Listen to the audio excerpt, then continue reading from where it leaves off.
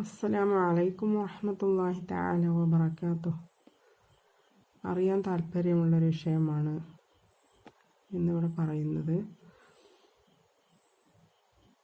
അതായത്,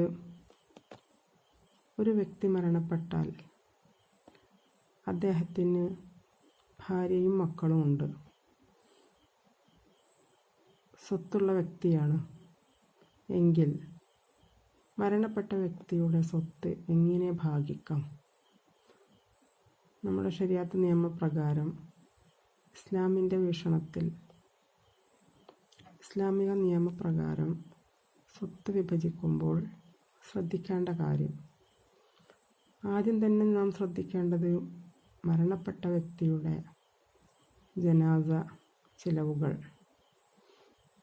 എല്ലാം അദ്ദേഹത്തിൻ്റെ സ്വത്തിൽ നിന്ന് എടുക്കുക എന്നുള്ളതാണ്. അതിനുശേഷം അദ്ദേഹത്തിന് കടബാധ്യതകൾ എന്തെങ്കിലും ഉണ്ടെങ്കിൽ അദ്ദേഹത്തിൻ്റെ സ്വത്തിൽ നിന്നും അത് മുഴുവനായും വീട്ടുക എന്നതാണ്.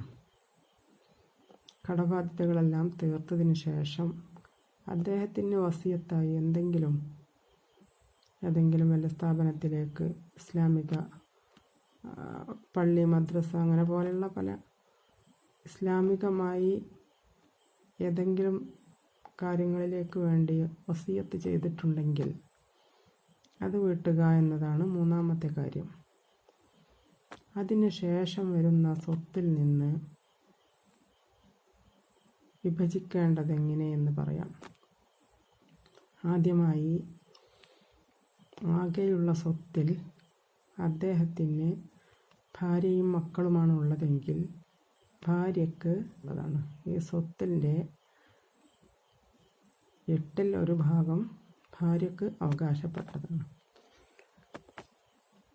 ബാക്കിയുള്ളതിൽ ആൺകുട്ടികളും പെൺകുട്ടികളും ഉണ്ടെങ്കിൽ പെൺകുട്ടികൾക്ക് എത്ര സ്വത്താണോ ഉള്ളത് അതിൻ്റെ ഇരട്ടി സ്വത്ത്,